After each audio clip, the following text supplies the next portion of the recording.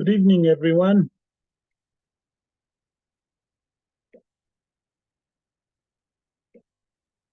Everyone can hear me?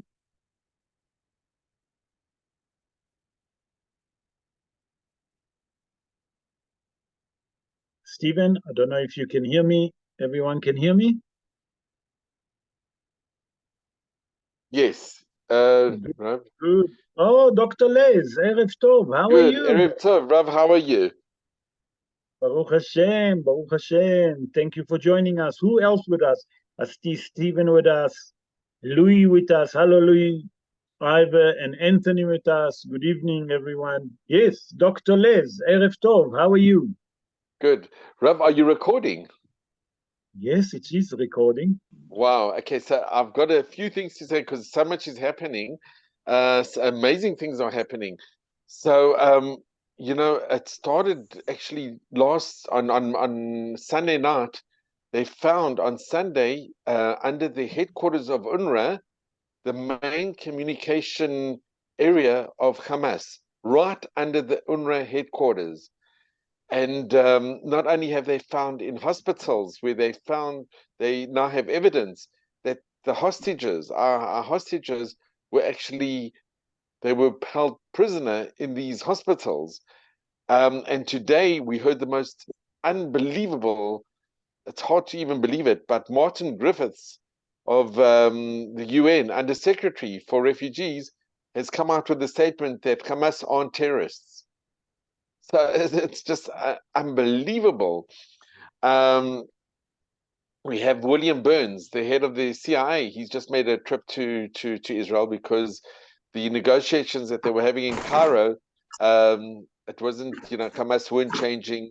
We had agreed to certain conditions, and Hamas they made it impossible for us to agree. So they're trying to work out some solution because on the northern border, unfortunately, Hezbollah, they sent a targeted missile which was not intercepted, and a young 20-year-old Israeli girl who was finishing her service and she was going to sign on for longer was killed in that attack. So there's a lot of tension in the north. People haven't gone back to their homes. They're even talking about maybe Tzfat, that they might have to evacuate. We don't know what's going to be. So there's a lot of tension going on. And with Rafah, it's also the world is going sugar that we shouldn't go in South Africa in particular, going to the ICJ. But what do we have there? We have a lot of the Hamas leaders are there and holding our hostages. And today, Rav, you will not believe it, but in the surgery, I was supposed to see Shelley Peretz, but she couldn't come. But the Rav came, her husband came. So I saw Doron Peretz today. He came to see me. And, I told him he's an inspiration for all of us. He really is unbelievable. What he and his wife and his family are going through, it's a living nightmare. And he is just so, but you can see it's taken its toll. But he said it's exceptionally difficult. And I said, Rav, I'm so blessed that you're here in the clinic. I saw him as a patient. And he's just such an incredible, iconic. We are so blessed to have him because the strength that him and his family have endured is just unbelievable. So we pray for the release, and we pray that there'll be good news about his son Daniel, Shimon ben Sharon, which we pray every day for, and for all our hostages to come back. And just wishing you all a Shabbat Shalom. And just to mention, Rav, I have to mention this. Today, we had the 40th anniversary of our dental. We qualified 40 years ago, and they had a Zoom. It was done in Melrose Arch. Our whole class was there, and we had a Zoom from all over the world.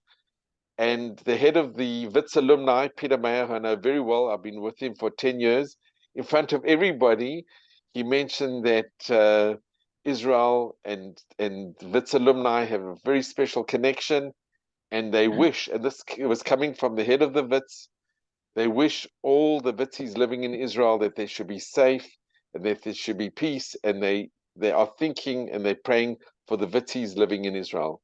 which I think was really quite commendable, and it was very heartwarming that he made it public. And in our Wits class, the many non-Jews, most were actually non-Jews. They were very good to me when I was a student. When we had to change the exam, I was the only one that wore a kippah in those days in their class, but they changed it just for me. Whenever there was an exam on Simchas Torah or Pesach or Sukkot, so they would change it just for me. So I have tremendous karasat for this class. The person who organized the reunion was Norman Kahi, who's Lebanese, and we have a good kesher with him, and Linda Greenwald, who's a very close friend of mine. We studied together. And and Rav, it's quite amazing to see that there are many South Africans that are very positive. And unfortunately, we just have this very corrupt government. But the people of South Africa, it was really wonderful to see that. And for him publicly to say, on behalf of Wits University, that wishing all the best for the Witsis who are living here in Israel. I thought that was absolutely quite remarkable. Shkua. Baruch Hashem. Dr. Les, as usual, thank you very much. We're going to start the show. This coming Shabbos, we're going to read Parashat Trumah. But before that, I would like to dedicate the show in a soul of Esther Kaden Bat Ketzia, Mordechai Ben Rahma, Tamar Bat Zehava Itan, Ben Keren Ve'Avishai Naem, Malka Regina Bat Joya, פרחה בת סלחה, יעקב סלומון בן פרחה, נשמתם תהיה צרורה בצור החיים.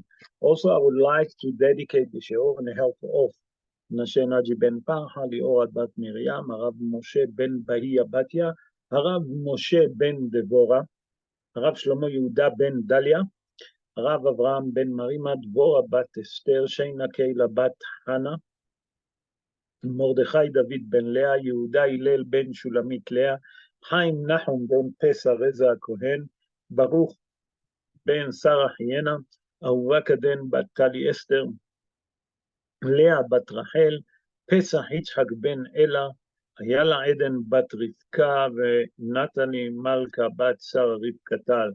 Please God, רפואה שלמה to them, ולכל חולי עמו ישראל, and for the release of the hostages, בעזרת השם. פרשת תרומה.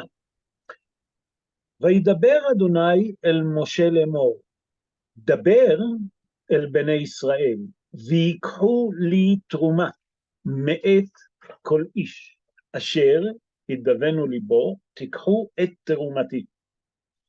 Jeffrey, verse 1 and verse 2. Yes.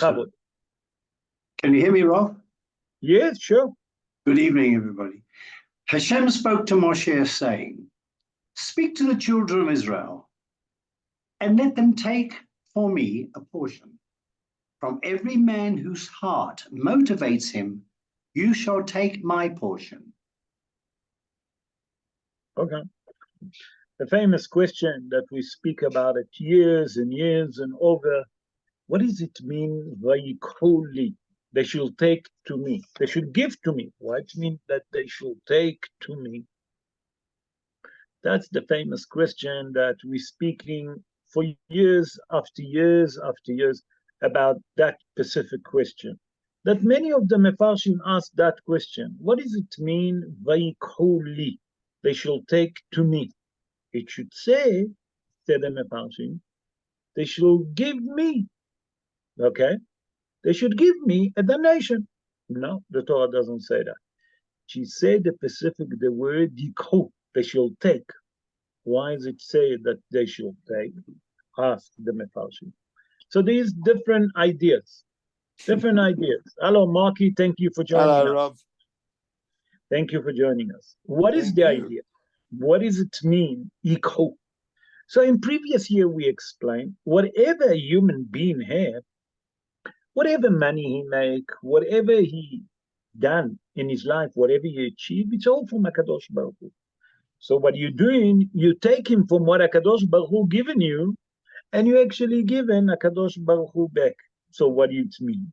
That the donation that you think that you're giving, you're actually not giving from yourself, you're giving from what HaKadosh Baruch Hu given. That's what we explain. But I saw two different ideas that I'm going to bring tonight. And the first idea is going to be the Zera Shimshon. Usually I don't jump with the Zera Shimshon immediately, but tonight I will speak about the Zera Shimshon first thing. And the Zera Shimshon explain like this. The Zera Shimshon say like this. First of all, who was the Zera Shimshon? It was the great Kabbalistic Rabbi, Rabbi Shimshon Chaim Nachmani. He born in the city of Modena in the north of Italy, 318 years ago. Said the Zera Shimshon, you know why is it say Vayikhu? He said like this.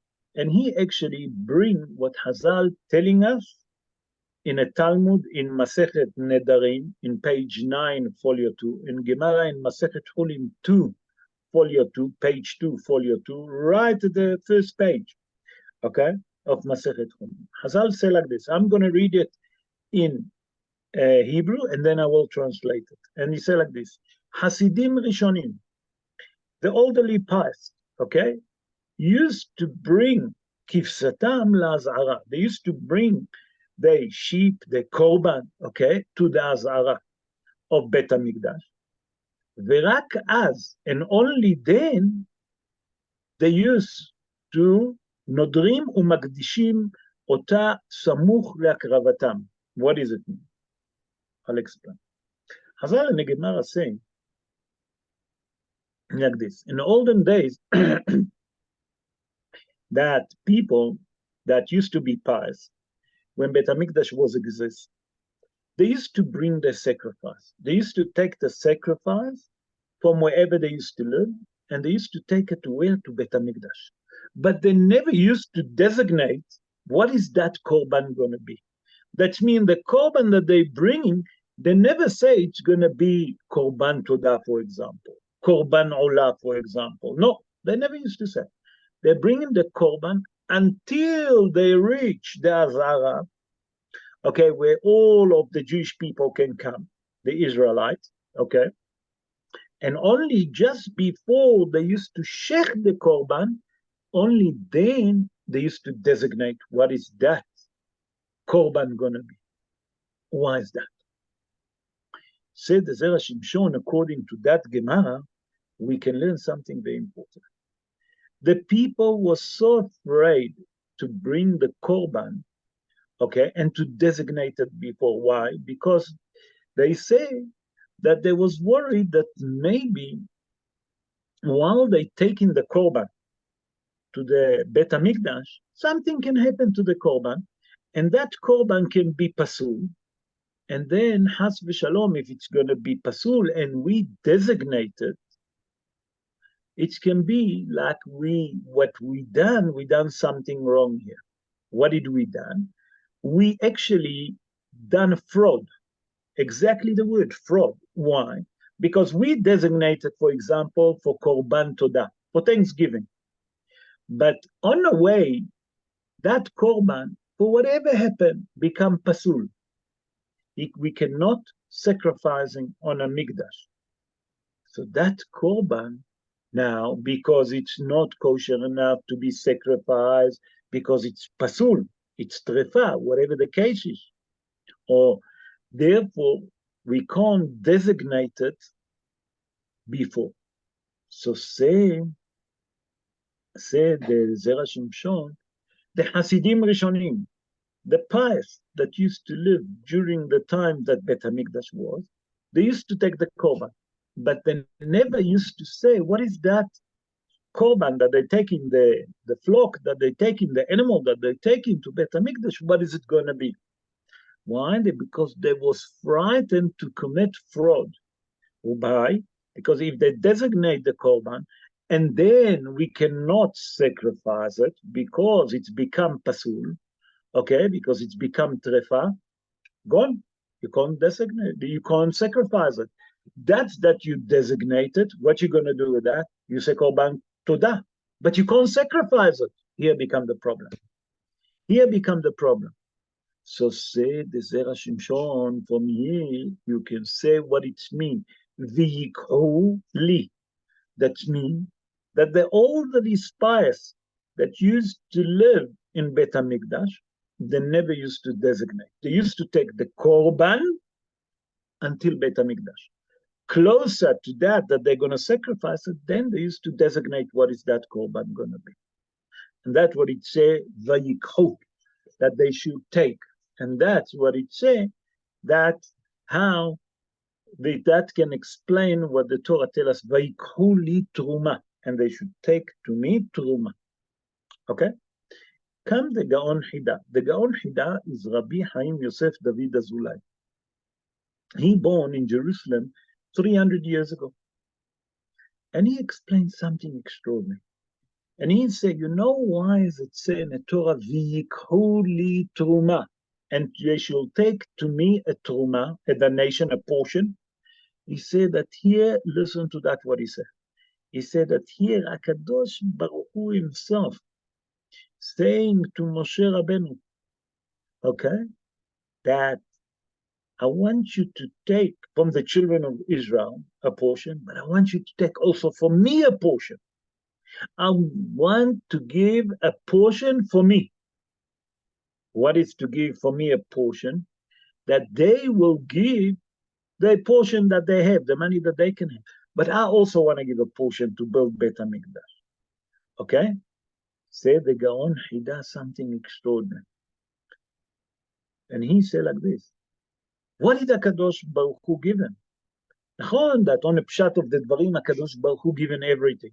But where did we see that HaKadosh Baruch Hu given the Mishkan? And that's the Hidush. So the Gaon Hida say like this, v'yikhu li, take for me also a portion. What was the portion that HaKadosh Baruch Hu given? HaKadosh Baruch Hu given the precious stone to Beit HaMikdash. Where do we learn that? And it says, v'hanesi'im iviu. That mean hanesi'im. That mean Hazal say that all the precious stone that been given, where did they come? In a wilderness. Those special precious stone, HaKadosh Baruch Hu send them with a cloud. That mean HaKadosh Baruch Hu send the precious stone that was on a breastplate from heaven. And that's where come the portion of HaKadosh Baruch Hu. Isn't that amazing? And that's what it means, v'yikhu li truma. And then it says, me'et kol ish, from every man, okay, asher yidavenu libo, from every man that desired to give a truma. Come Rabbi Shimon Bar Yochai. Rabbi Shimon Bar Yochai in a Holy Zohar asked a question. What it mean, me'et kol ish? Why does it say me'et kol ish? The word ish, it's look like it's unnecessary. It's like not supposed to be here. Because you can say, v'yikhu li truma, me'et kol asher yidavenu libo. Why did they add up the word ish? Why that word ish have a question mark? Why did they have to add it up? It seems like basically the word ish is not necessary to be here. Say Rabbi Shimon Bar Yochai, he explained like this. He explained that the word, first of all, let's understand the concept of the word ish, a man. What is a man? So say the Zohar HaKadosh, a person that call a man ish, it's a person that can control his desire. A man, it's different to animal. An animal, whatever she feel like she do. She decide that she haven't eaten, she do. She want to eat, she eat. She doesn't have any time, she doesn't have any control. That's the difference between a man, and an animal. Come to tell you that sometimes the evil inclination come on us and come to tell us, listen, it's not necessary to give tzedakah. Not now. Give it next time. Come to tell you what is mean mi'et kol ish. Take from every man that can control his desire, that can overcome the Yetzer Hara, that try to entice him not to give the donation, not to give the portion for Beit HaMikdash. And that's what it means, ish. a man that can overcome his desire, that can come over the desire, can conquer the Yetzer Hara that try to entice him not to give tzedakah. That's the idea. Say the Zohar Kadosh. That's why the word ish been written here. Nachon that you can write the verse without the word it. Me'et kol asher yidavenu libo. That you can write it. But he said by that it say me'et kol ish, take from every person that can overcome the Yetzer Hara and cannot try to overcome not to give the Yetzer Hara. That's mean that to overcome the Yetzer Hara, they try to entice us not to give a tzedakah. And that's what the word ish means, from every man that can control his desire. Let's jump to verse 8. And in verse 8, we see something very interesting. HaKadosh Baruch Hu here tell Moshe Rabbeinu like this, ועשו לי מקדש, ושכנתי בתוכם. They shall make a sanctuary for me, so that I may dwell among them. Look what it said. They should make a sanctuary for me, but I should dwell amongst them. Why not among?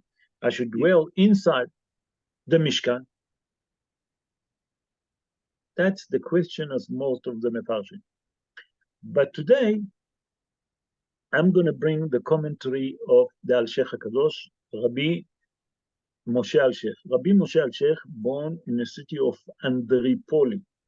He born in the city of Andripoli in Turkey 517 years ago. And he said, I don't understand. HaKadosh Baruch Hu command us, okay, to create Bet HaMikdash, protocol Bet HaMikdash, to sanctify a place for him, to designate a place for him, and to build it. And then he should dwell among us. He should dwell inside the Mishkan. What is the Hidush? V'shachanti betocho. I should dwell inside the Bet HaMikdash.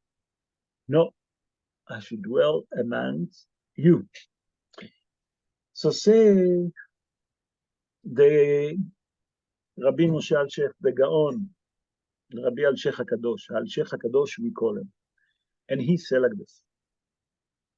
He said that each person should make his house, should make himself a place to sanctify himself, that HaKadosh Baruch Hu can dwell inside him.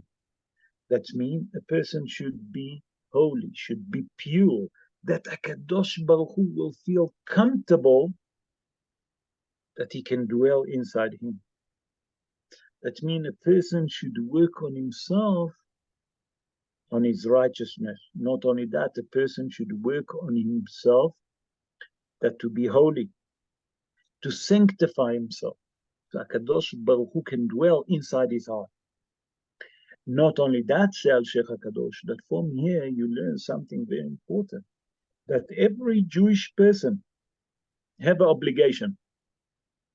What is the obligation? To sanctify himself and to sanctify his house. That HaKadosh Baruch Hu can dwell inside his house, to feel comfortable to come. To take all of those things that has v'shalom, that HaKadosh Baruch Hu wouldn't feel comfortable to dwell inside his house. To teach you, v'shachanti betochechem, that you sanctify your heart, you should sanctify yourself, you should sanctify your house, that HaKadosh Baruch Hu can come and dwell among us. But Rashi HaKadosh says something very extraordinary. Look what Rashi HaKadosh say, and we'll try to explain. Rashi HaKadosh say, ועשו לי מקדש לשמי. Where is it? לשמי. Sorry, where is it? לשמי, עשו לשמי, בית קדושה. That you should make and you should sanctify for me something very holy. Kedusha, holy. Not only that, he said ledorot, for generation. What is the hidush for generation?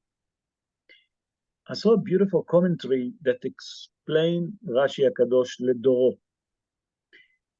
I'm going to bring the commentary of the Malbim. The Malbim, it's Rabbi Meir Lebush Michael Weiser. He born in the Ukraine around 216 years ago.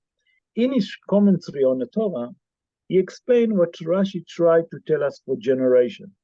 He explained to us that a person should sanctify his heart, should become pure, should become holy, not only once, for generation and generation, that Akadosh Baruch Hu gonna feel comfortable to dwell inside his heart and to dwell inside his house.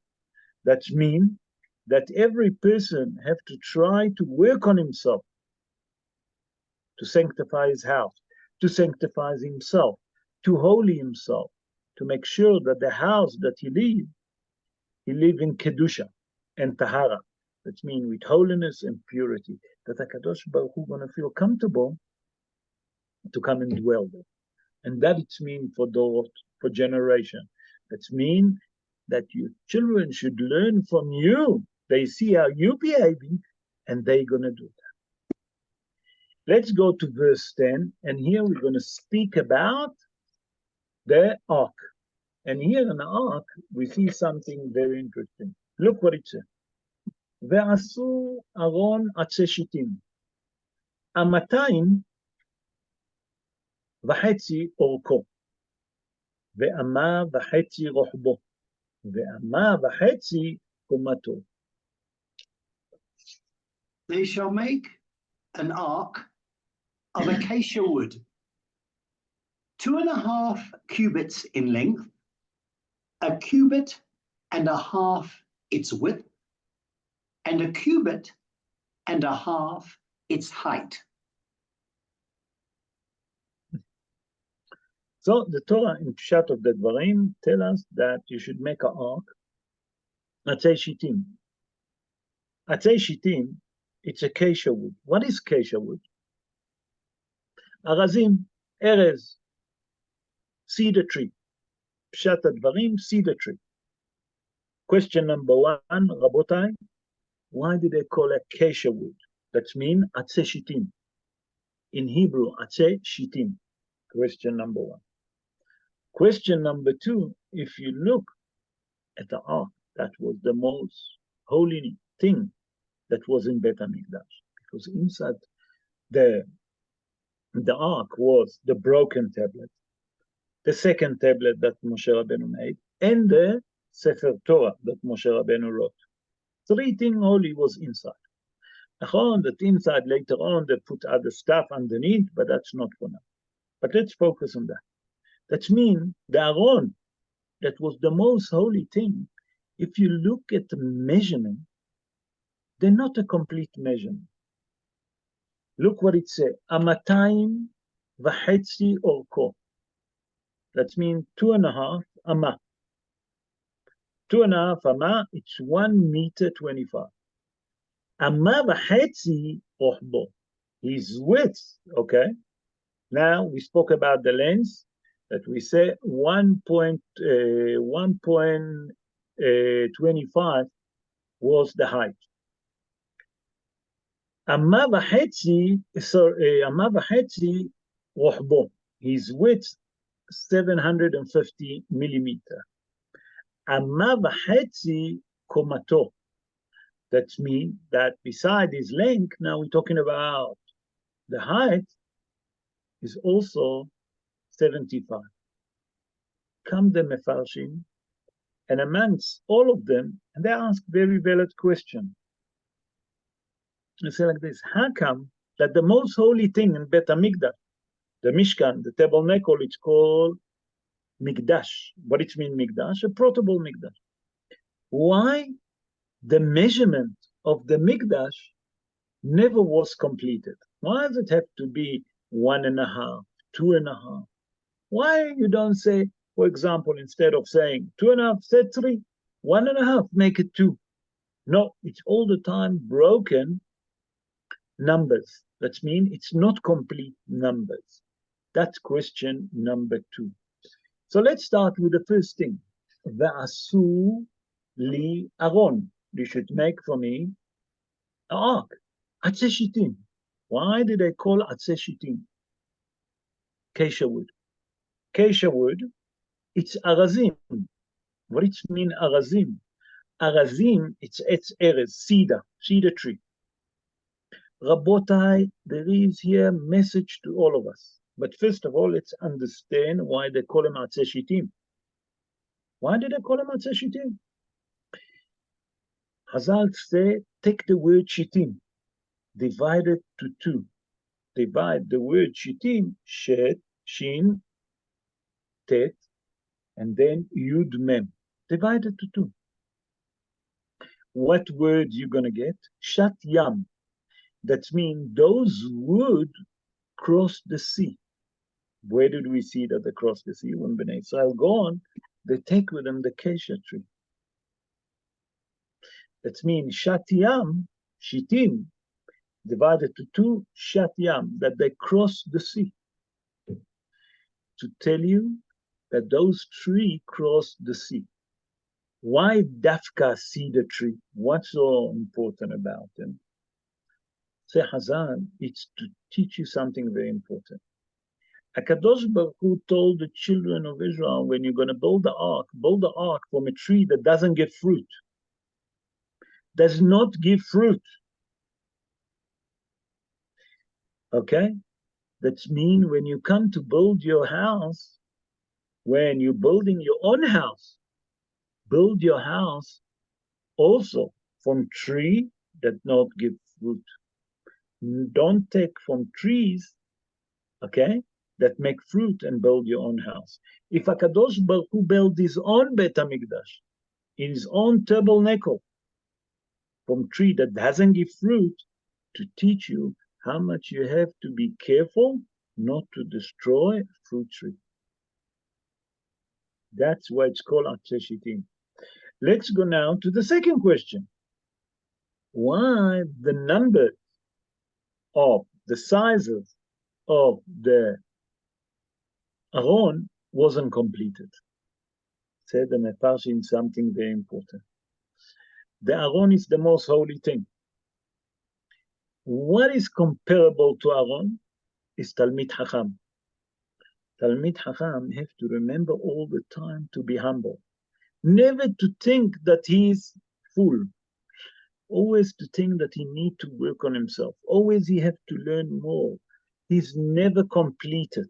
The same like the number, the measurement of the Aron, the Ark. To teach the Talmid Chacham humility and humbleness. Another explanation that bring in the Mefarshim and say from that the measurement of the Aron was not completed, that the person, the normal human being, always have to think that the same like the Aron was not completed, I'm also not complete. Even if I'm rich, even if I'm smart, I'm not complete. I still have to work on myself. I need humbleness. I need humility. The Aron symbol to us, the measurement of the Aron, is to teach us how much a person should be humble, how much a person should work on himself, not to be arrogant. That's what's hiding behind those measurements. I'm going to jump now to verse 15. And in verse 15, we see something very interesting. Look what it says. בטבעות הארון יהיו עבדים ולא יסורו ממנו. The staves shall remain in the rings of the ark. They may not be removed from it. What is the Torah trying to teach us here? On a pshat of the Dvarim, the Torah tells us that the rods, okay, that you pick up, the rods that they used to pick up the Aron HaKodesh, that means the ark, okay, have to be inside the ring. You know, on top of the Aron, there used to be a ring, and they used to put the rods, and they used to carry, the Leviim used to carry the Aron HaKodesh. The Aron HaKodesh. Okay? What is that try to teach us? Why is the Torah tell us that the rods have to go through the ring all the time? Must never be separated. What is the Hidush here? What is the Torah try to teach us? On a pshat of the Dvarim, okay, Rabotai, on a pshat of the Dvarim, that it always have to be ready so they can carry it. The Levim can carry it. And not to use these rods for other things, because that rods been designated specially for the ark. Because the ark was the most holy thing there. That's the rods to pick it up. That's on a pshat of the Dvarim. But come al Sheikh HaKadosh, Rabbi Moshe al-Sheikh, and he explained to us like this. He said that here actually there is a hint to Talmidei Chachamim and Baalei Batim. How does it work? We say that Aaron HaKodesh, okay, the Holy Ark, compared to Talmid Chacham, okay? The rods that go through the ring, that's referring to Baalei Batim. Okay, that means that the Baal Bait and Talmid Chacham have to be all the time together. What does it mean? On a pshat of the Dvarim, that it's come to tell you that you need all the time Talmid Chacham that can advise you. Talmid Chacham that to give you idea where you're going. You need a rabbi to paskin for you, which way to go, what you're allowed to do, what you're not allowed to do, what is allowed and what is not allowed. You need advice. You need Talmid Chacham. That's what you should be inside the ring, the rods. Another idea is that bring the Al-Sheikh HaKadosh, and he said that the all the time should be connected, the Baalei Batim and Talmidei Chachamim. That means Talmidei Chachamim sit and study. The Baalei Bait, the Baalei Batim should support the Talmidei Chachamim. That means that the job of the Baalei Batim that work, people that work, that earn a salary, that have money, is all the time to support those that sit and study Torah. And that's the Hidush that's hiding behind it, to teach us how important is the connection of the ark, the ring on top of the ark, to the rods, to teach us how important that the Baalei Batim will be connected to Talmid Chacham, to direct them, to show them where to go, to support the Talmidei Chachamim. That's what says Sheikh HaKadosh. So now we can understand what the Torah tells us, that they should never be separated, because once that you separate the rods of the ring of the Holy Ark, Chas v'shalom, they can use it for something else, but not so holy. The same, if a Baalei Batim not connected to Talmid Chacham, there is a problem. Because who's going to direct that Baalei Bait? Everyone understand what it means, Baalei Batim. Baalei Batim is people that, normal people that go, work, study, and they need the direction of Talmid Chacham. Let's go to verse 18. And in verse 18, Rabotai, it's going to take us, and I'm going to spend quite a bit, some time on it. We're going to speak about the cherub.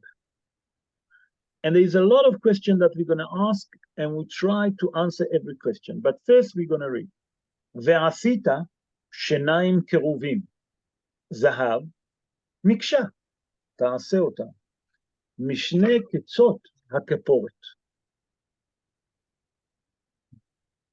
You shall make one cherub from the end at one side, and one cherub from the end at the other. From the cover shall you make the cherubs at its two ends. The cherubim. I think that 19. I want you to read 18. Oh, sorry. Sorry about that. Oh, no, it's okay. It's okay. You shall Nothing. make 2 cherubs of gold.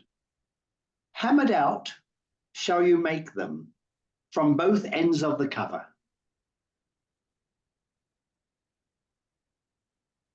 Okay. Here come Rashi Akadosh, Rabbi Shlomo Yitzhaki. We explain Rabbi Shlomo Yitzhaki, born in the city of Trumah. Rabbi Shlomo Yitzhaki, born in Trumah 934 years ago. Okay? The question, 984 years ago. What am I talking? And the question that become, that Rashi say, that the face of the cherub is a face of babies. What did Rashi try to tell us? Come all the Mefarshim and say like this. I have plenty questions. Why there have to be 2 cherubs on top of the ark? Question number 1. Question number 2, why is those cherubs have to sit dafka on top of the ark? You couldn't find another place to put them? Question number 3, why they face have to be a face of a baby, like Rashi said? Question number 4, why does it have to be made from gold dafka? Dafka gold? What is the hidush here?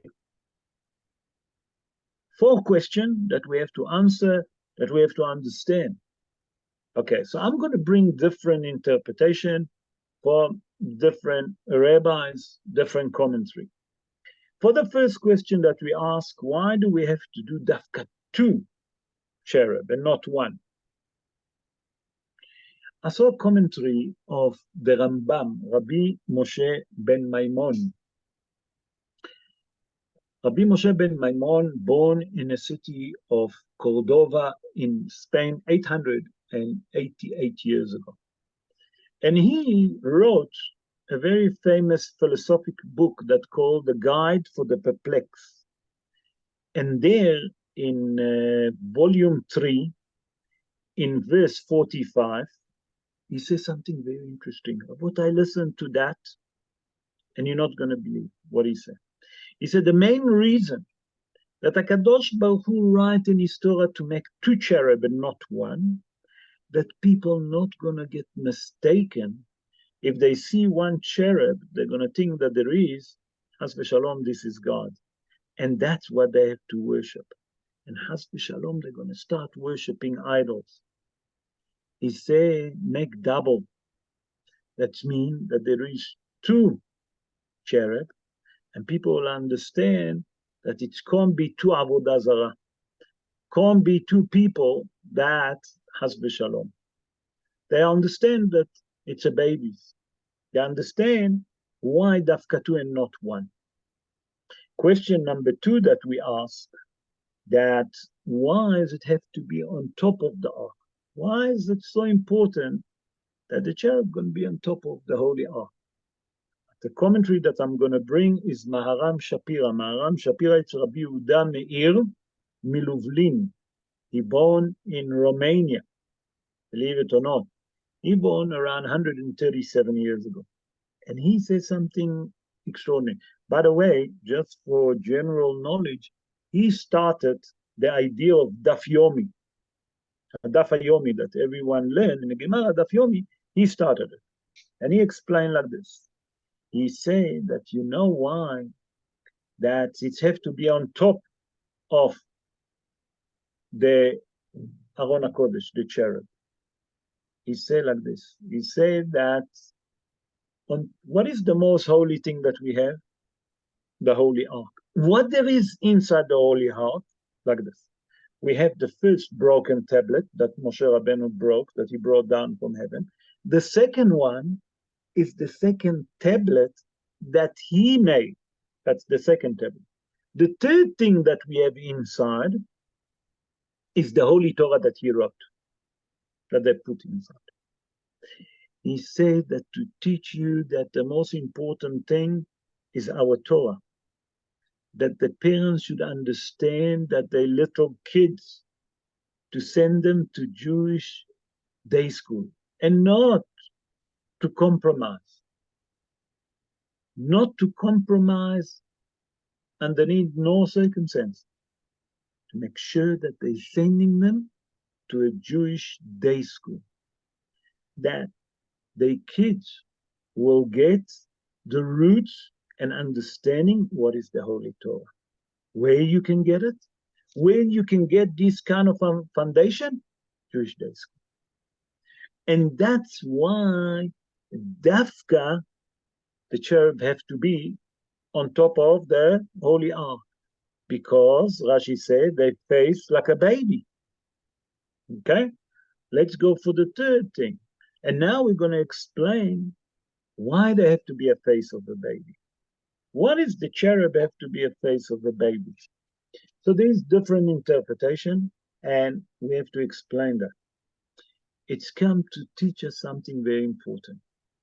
The one idea that I'm going to bring is when a person want to learn Torah, Hazal say, look at the cherub on top of the ark. They have a face of a baby. When you come to learn Torah, pretend that you're a baby, you don't know nothing.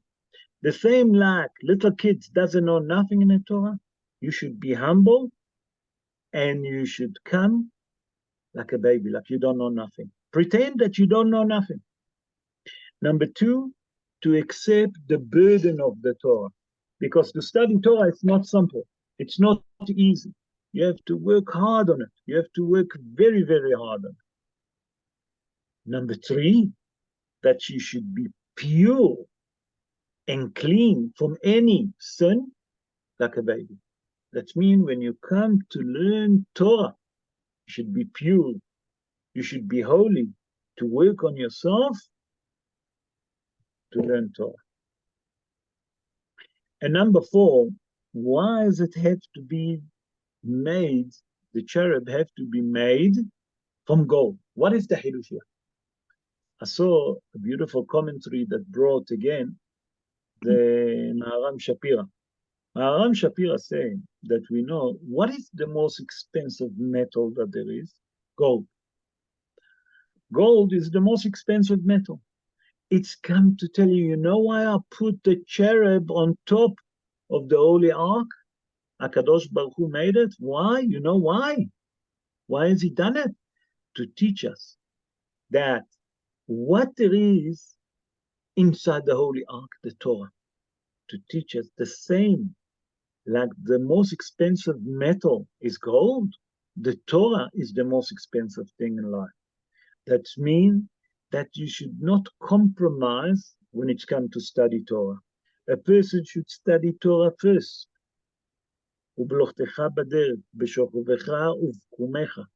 That means a person must understand that first thing you have to study Torah, not to compromise. It's the most holy. It's the most expensive metal. It's the most important thing that we have in our life. And that's why HaKadosh Baruch Hu command to make the cherub on top of the Holy Ark, to teach us that the same like the metal is the most expensive, we put on top of the Holy Ark to teach us what is inside the Ark, is our Holy Torah, and not to compromise to it about studying Torah. Let's go to verse 20. And in verse 20, we see something very interesting. Again, we're speaking about the cherub. We're still with the cherub. Look what it says in verse 20. והיו הקירובים פורסי כנפיים למעלה, שוחחים בכנפיהם על הכפורת, ופניהם איש אל אחיו, אל הכפורת יהיו פני הקירובים. The cherubs shall be with wings spread upward, sheltering the cover with their wings, with their faces towards one another. Toward the cover shall be the faces of the cherubs. Here the Torah tells us something very important, that when you make the cherub, when you put it on top of the Holy Ark, their wing should face to the heaven. Question number one, why to the heaven? That question been asked by Rabbi Yitzhak Dona Barbanel. Rabbi Yitzhak Dona Barbanel, born in the city of Lisbon. in Portugal. He born around 587 years ago, plus minus. And he asked why the cherub, the wing of the cherub, have to face the heaven. Question number 2, why the cherub have to face each other? Why they especially have to face each other? What's the hidush here? So let's answer one by one, Be'ezrat Hashem. I will try to answer it, and I'm going to try to bring the answer of Rabbi Yitzhak Dona Barbanel.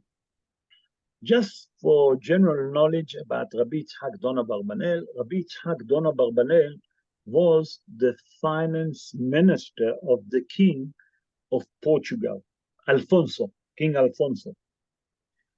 During the Spanish Inquisition, his wife, the wife of the king, Alfonso Isabella, she was a lot to do about kicking all the Jews also from Portugal. And then Alfonso, the King Alfonso, signed agreement to it. When he kicked all the Jews and he kicked them out of Portugal, those that not going to get convert to Christianity, he said to King Alfonso said to Rabbi Yitzhak Dona Barbanel, listen, you, the Minister of Finance, you've done a beautiful job. You can stay. You can stay in Portugal. You and your family you can stay. Say Rabbi Yitzhak Dona Barbanel, answering, wherever my nation will go, I'm going with them. I can't stay here. My nation is in exile, I have to be with them in exile. That's Rabbi Yitzhak Dona Barbanel. And he explained like this. And he said like this. First question, why the wing have to face to the heaven? So he said like this. He said that the cherub come to teach each one of us something very important. That each one of us should strive, should try to rise above. When we study Torah, it's not enough just to study. A person should try and strive in studying Torah. Try to raise above his mean.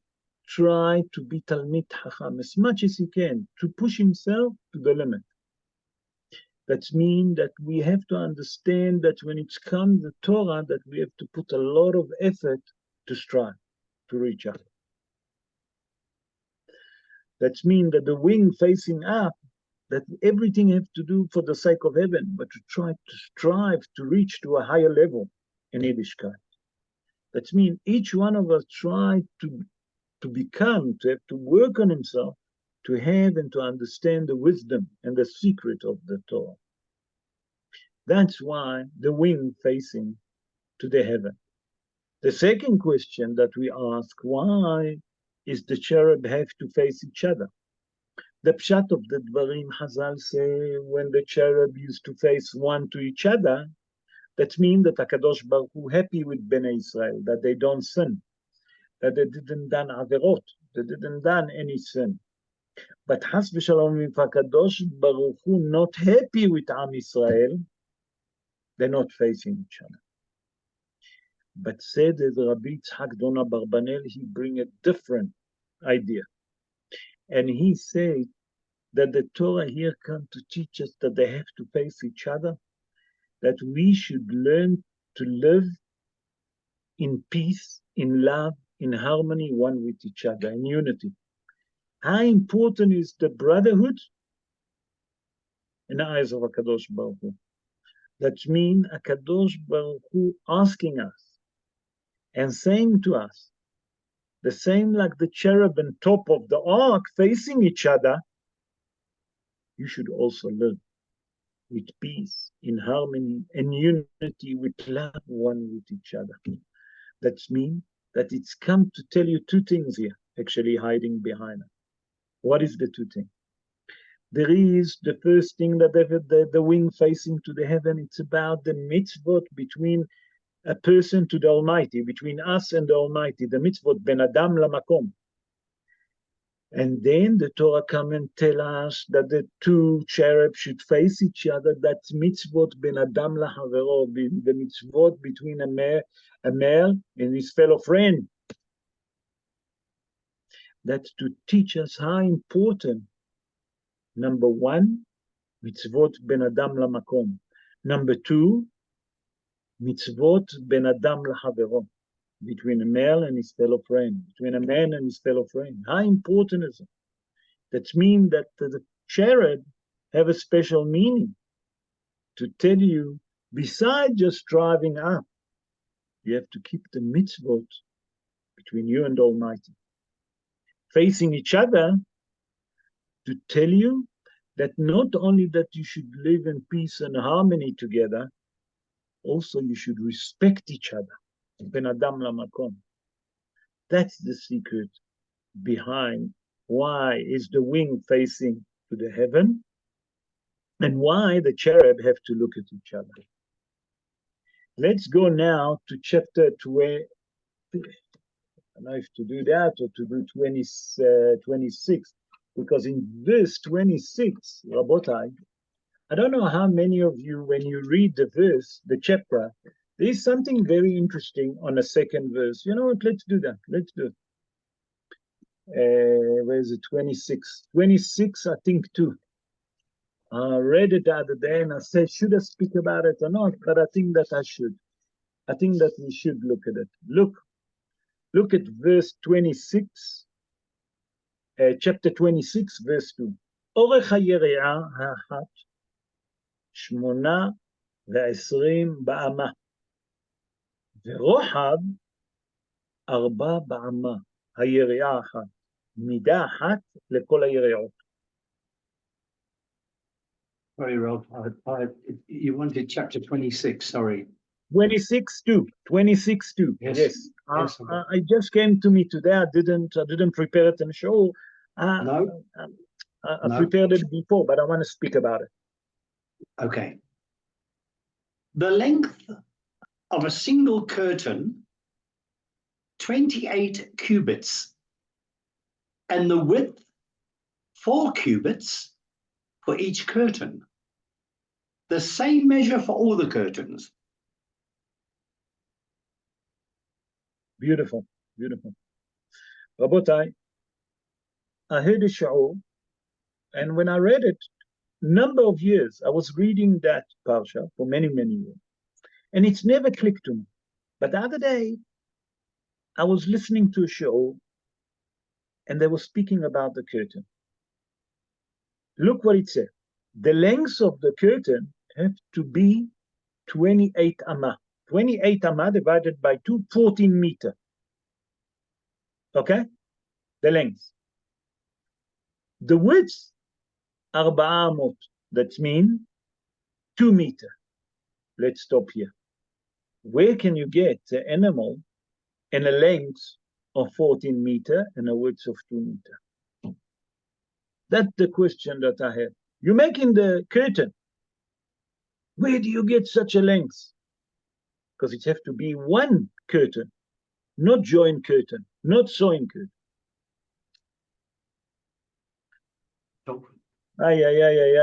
You know, that I think that that's the answer to all the scientists. Because people say it was a dinosaur. Wasn't dinosaur created? Did a Kadosh Baruch Hu created? Was exist such a thing as a dinosaur? I don't know, all different.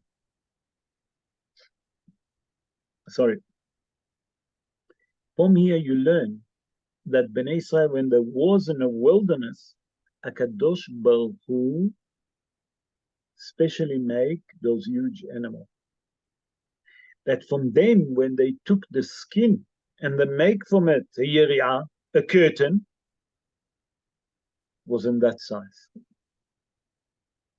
Did you ever see a 14-meter animal on 2 meters wide? It's unheard of. To teach us something very important, that the miracle that happened to Bnei Israel in the wilderness, beyond understanding, beyond. That's the Hidush here. That is the Hidush. That means that when Bnei Israel needed to do the curtain, HaKadosh Baruch Hu already prepared for them special animal.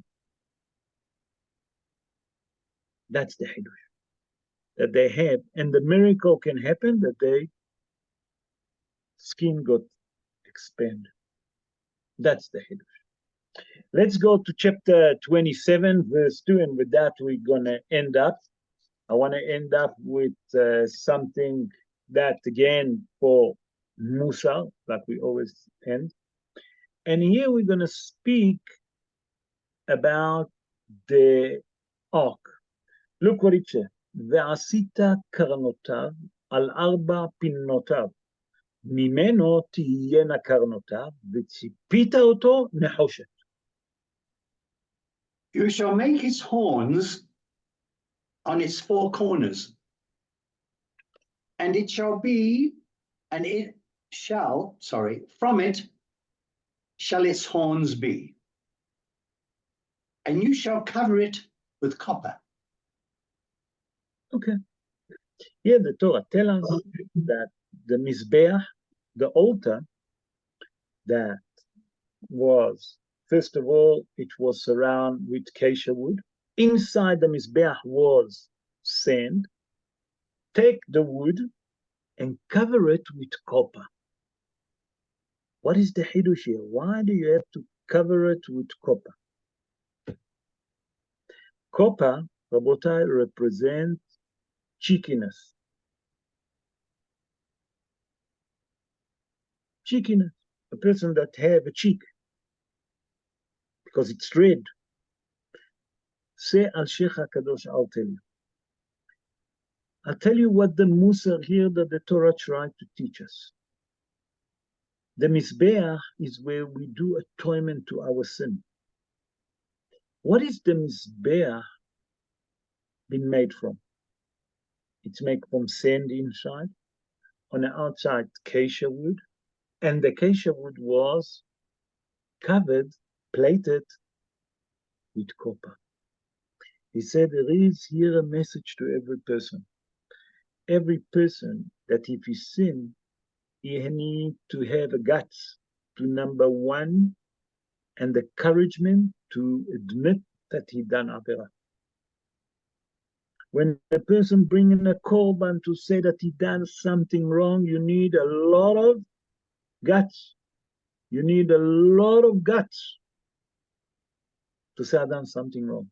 Because to admit, it's very difficult for us to admit that we're doing wrong. Said the Al Sheikh HaKadosh that the Mizbeach come to teach us something very important. How much we have to work on ourselves to admit when we're wrong, number one. Number two, that we should have the guts, okay, to say I'm wrong. And number three, and that's the most important, look what the Mizbeach there is inside the Mizbeach. What there is inside the Mizbeach? Sand. Sand. That you should learn that all the time, that although that you have the guts to admit that you've done something wrong, but inside you, you should work on your character trait of humility and humbleness. That means all the time to remember that maybe on the outside you have to admit and you have the encouragement to say when you're wrong, to admit that you're wrong, to work on those acts. But the most important thing that the Mizbeach come to tell us, you know how you do atonement? By that you sacrifice the korban. But inside you, work on your character trait of humility and humbleness. That's the Hidush here. That each one of us should work on ourselves. And we should learn it from what? From the altar, the Mizbeach. Because that's where they used to do atonement. And by Ezrat Hashem, if we work on our character trait of humility and humbleness, we learn from the Kruvim, we learn from the cherub that they used to face each other. Okay? That when they look at each other, that means that we should live in peace and harmony with our friend. to respect each one individually. I don't have to agree with your opinion. I don't. But I need to respect you. We need to respect each other. That means if we live in unity, in peace, and we respect each other, and we know that we only human beings, we work on our character trait, that we're not going to be arrogant. The opposite. We should work on our humility and humbleness. Bezrat Hashem, then HaKadosh Baruch Hu will have the mercy and compassion on us and send us Messiah Tzidkenu speedily in our day, and we'll see the Mashiach. And then he will release the hostages, and then he will do peace in the world, and the Jewish people will live in peace, in harmony, and they're going to be a light to the nation. Amen. Ken Yehi Ratzon. Rabotai, I hope that you enjoyed the show. It's going to give you a different concept to look this coming Shabbos on Parashat Trumah. How is the Parsha? What is hiding behind it? What it means Trumah? What it means a portion? We explain what it means a portion. Bezrat Hashem, that when you read it on Shabbos, it will give you a different idea. Those of you that want to ask questions, bechavod. Hello, it's Anthony. How are you? Erev Tov, Anthony. How are you? Thank you for joining us. Ken, Anthony. Bechavod. In 21:25:8, thou shalt make a sanctuary for me so that I might dwell among them. Is that Yes. the mitzvah to make shuls and yeshivas? To have shuls and yeshivas? Sorry, say again. I missed you for a second. It's that a mitzvah? Make a sanctuary for me so that I might dwell among them. Is that referring to shuls and yeshivas? It's referring that number one, to build Bet HaMikdash. That's pshat of the dvarim, that you should make Bet HaMikdash. Today that we don't have Bet HaMikdash exists, so Hazal say, Bet HaKnesset, it's Bet Mikdash Me'at. A shul, it's a small kind of a sanctuary. That's the pshat of the dvarim. But come down Sheikh HaKadosh and explain that, you know what it means that you should make for me a sanctuary? That you should purify your heart, that you work on your heart, that you work on yourself. That means that you should make your house that you live on a sanctuary to me, that I can dwell inside your house, that I can dwell amongst you. That means clean your heart. Don't hate people. That I can dwell amongst you. You follow, Anthony? Yes. Yes, I do. Yes. Thanks.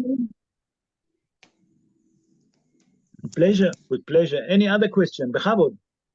Yes, Rabbi, it's Ivor. How are you? Baruch Hashem, and you, Ivor. I'm very surprised to hear your voice, but I'm more happy to hear your voice. Yes.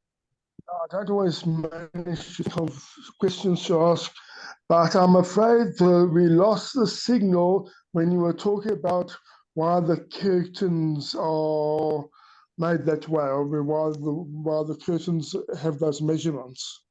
Okay, so I'll repeat it. First of all, those long measurements that the Torah tells us 28 and 4 amot, that means 28 is 14 meter length, 4 amot rohav, it's 2 meter wide. The question is, where can you get such a long animal that it's 14 meter? Not only that, where are you going to get an animal that 2 meter wide? That from that they made the curtain.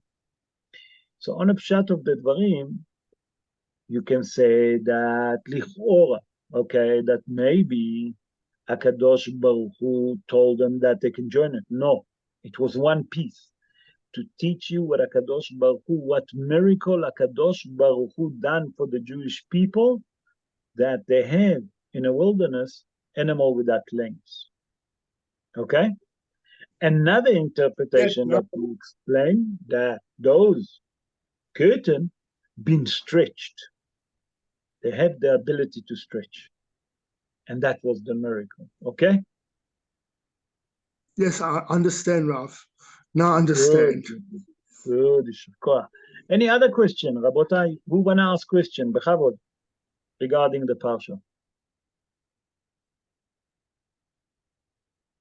Rob, would I like to just ask a question?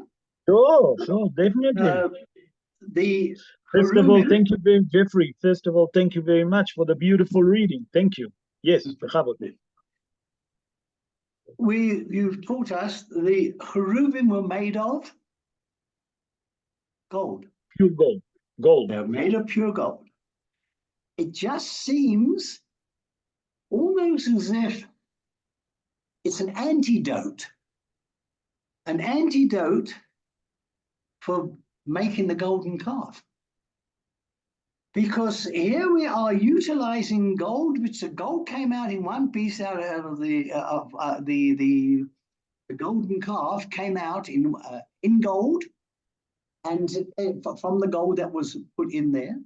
And here we have utilizing that gold and making images of that gold on top of the ark.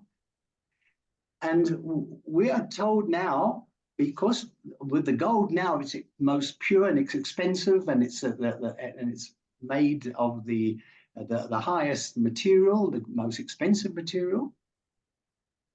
We are looking at a bit of a contradiction in the face of people to see that they can make an image on top of which is okay, because Hashem has made it. He told us to do it, so it's different. The one wasn't told by Hashem.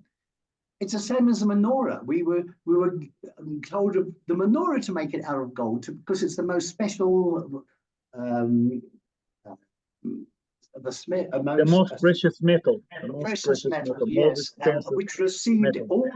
all the beautiful knowledge and wisdom from Hashem via the menorah, through the menorah.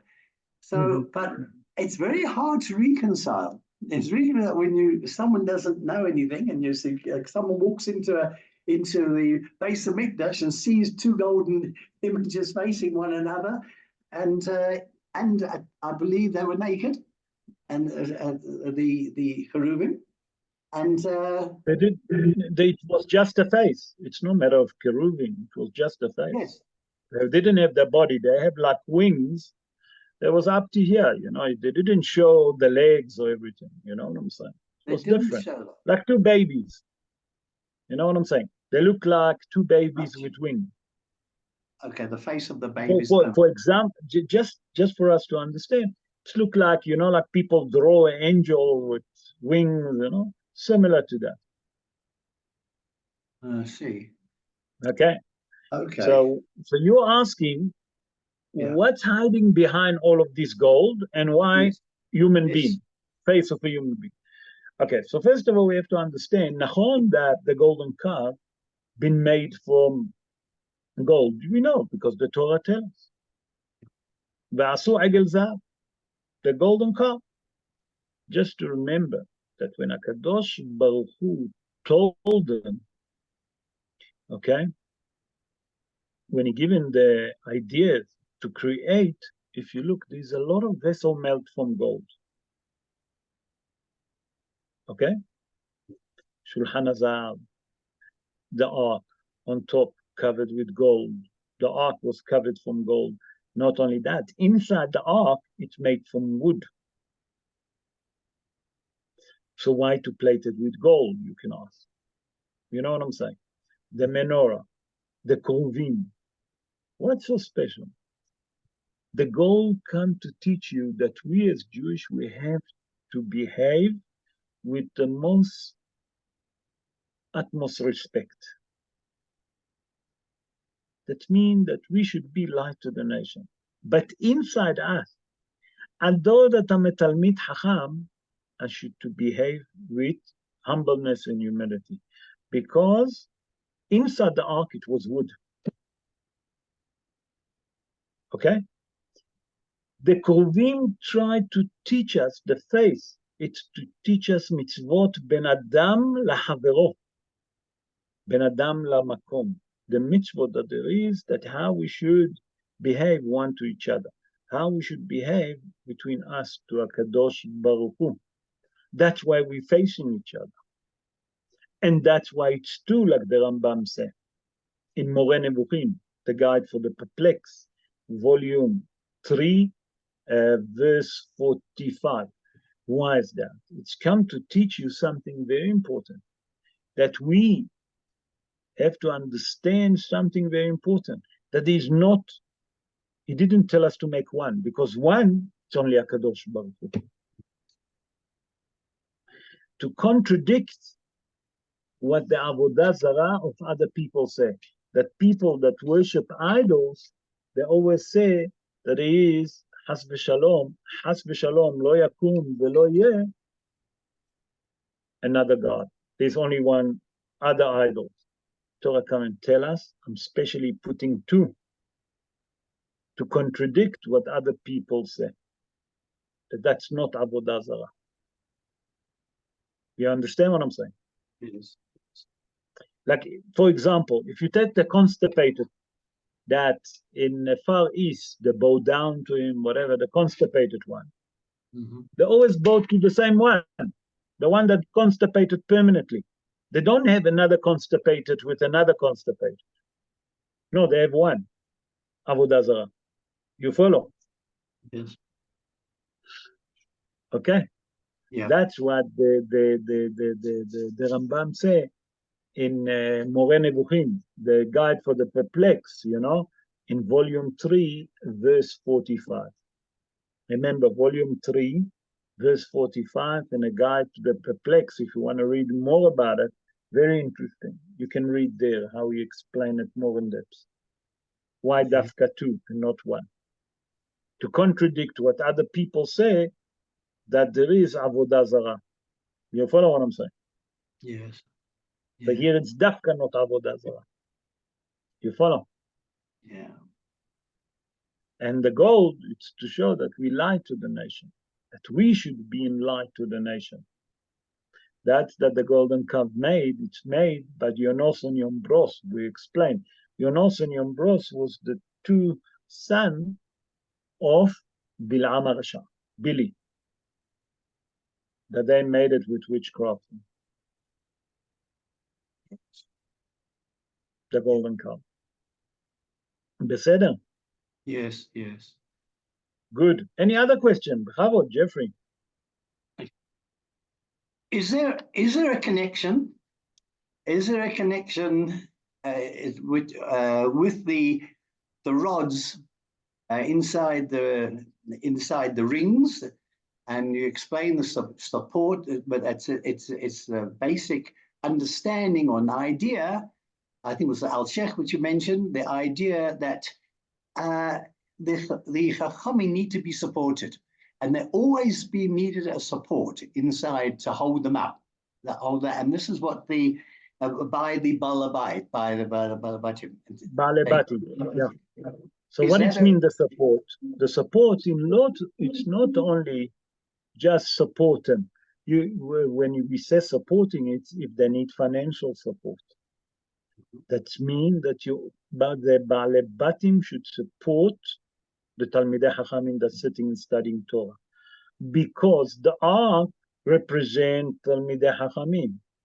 The rod that fitting inside the ring on top of the ark, okay, that's the Balabatim. The rods that holding the Aron, the ark, that's Talmidei Chachamim. That means that if you see Talmidei Chachamim, okay, sitting and studying Torah, it's our obligation to support them.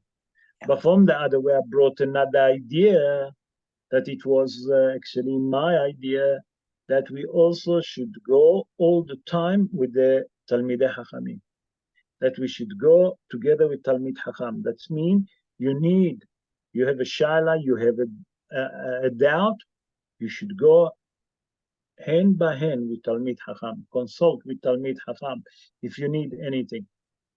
Because if you don't have that Chachamim, you'll make mistake. Yeah. You need always to ask Talmidei Chachamim, okay, to ask a Rebbe what you do, what we're not allowed to do, with any idea. That means not only in financial, not only in question of Torah, Anything in life. That's the Yes. Hiddush. You follow? To be hand by hand. To be connected. Because Talmid Chacham always can direct you. So basically, what you're saying now, there are actually two tribes that took this in advance with the Alshek agreed with. It was Yevulun and Yissachar. One Yeah. was the studying, and perhaps they got the idea like the Alshek got, and then just the other. Issachar used to sit and study. Zevulun lechof yamin. He used to support him financially. נכון? נכון? זבולון ויששכר. יששכר וזבולון. Thank you. Yeah. Okay, רבותיי.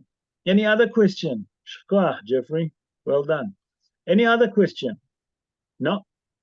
Okay, in that case, I would like to wish all of you, first of all, a beautiful, lovely evening. Number two, to have a beautiful weekend ahead. To have a beautiful Shabbos, Shabbat Shalom to you, to your family.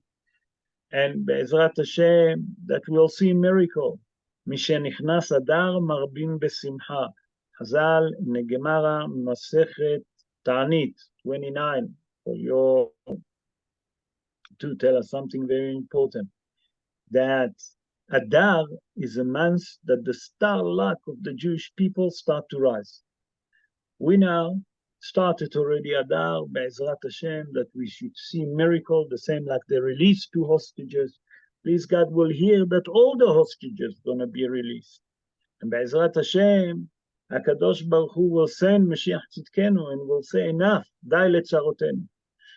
So we should all have Shabbat Shalom, a beautiful Shabbos, a unity Shabbos, and love amongst the Jewish people.